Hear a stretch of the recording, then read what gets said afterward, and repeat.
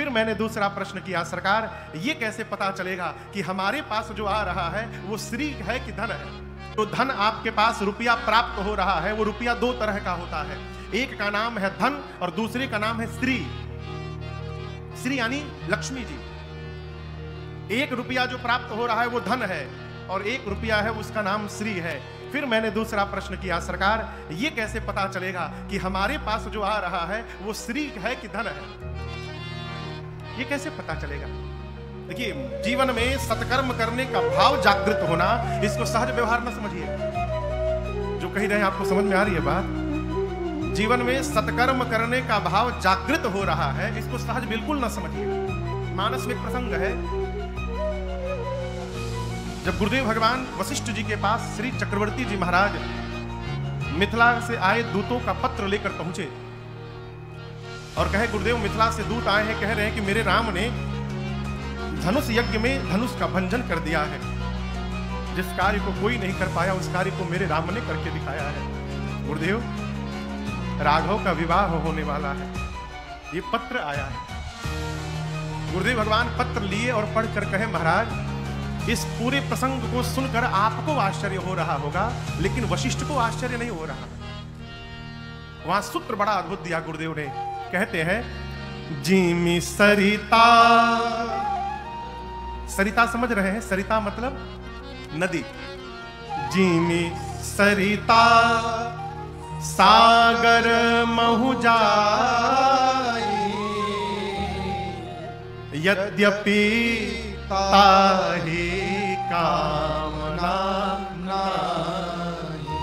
महाराज, जिस प्रकार नदी अपने उद्गम स्थल से निकलने के बाद दिन रात दौड़ते दौड़ते एक दिन सागर में जाकर नदियां विलीन हो जाती हैं। आप सोचिएगा, क्या किसी सागर ने किसी नदी को इनविटेशन लेटर भेजा था? क्या स्पॉन्सरशिप लेटर भेजा था? क्या इनविटेशन भेजा था? नहीं। किसी भी सागर ने किसी नदी को बुलाया नहीं, परंतु नदियां निकलती हैं और आप कितना भी बांध बना दीजिए नदियों को रोकने के लिए, नदियां समस्त बांधों को पार करते करते और दौड़ते दौड़ते एक दिन जाकर सागर में विलीन हो जाती है। यद्यपि सागर की कामना नहीं है कि नदियां आए, सागर को नदियों के जल की कोई आवश्यकता नहीं है, उसकी कोई चाह नहीं है, परंतु नदियां अपनी ओर से जाती है, सागर में विलीन हो जाती है।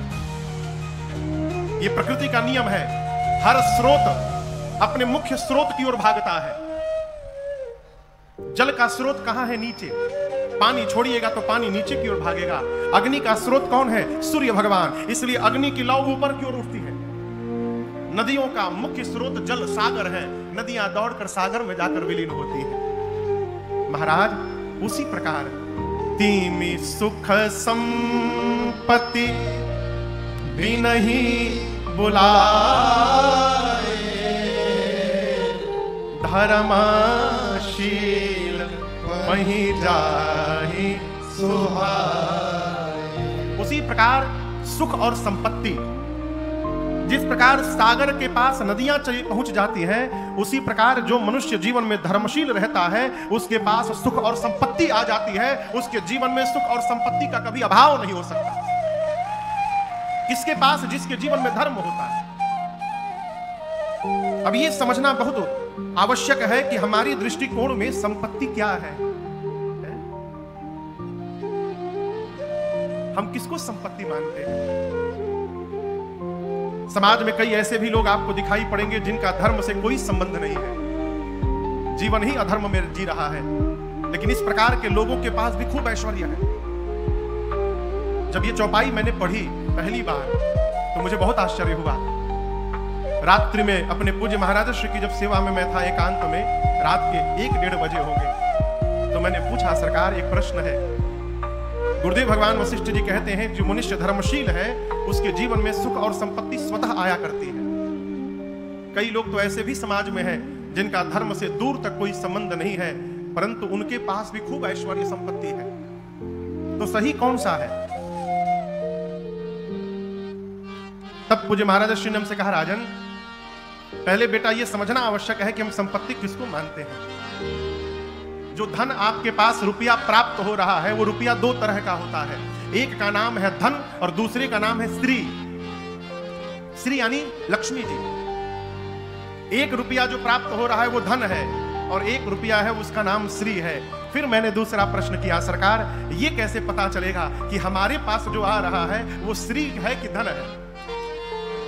ये कैसे पता चलेगा?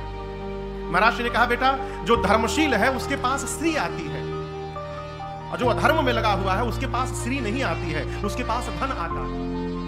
मैंने पूछा मेरे पास जो कृपा हो रही है वो श्री है कि धन है?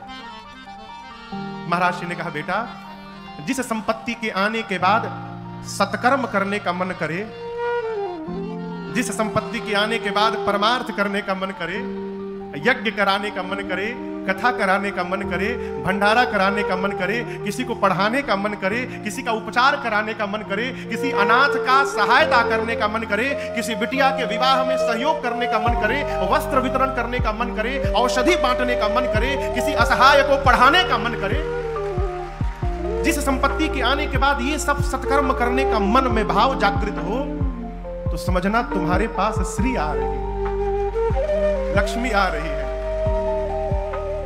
और ठीक विपरीत, जिस संपत्ति के आने के बाद किसी को सताने का मन करे, किसी को त्रास देने का मन करे, जय जय लेने का मन करे, समझिए आपके जीवन में श्री नहीं आ रही है, ये विपत्ति आ रही है, ये धन आ रहा है। धर्म से जो धन प्राप्त होगा वो जीव को धर्म की ओर लेकर जाएगा, और अधर्म से जो धन प्राप्त होगा वो अधर्म की ओर लेकर जाएगा।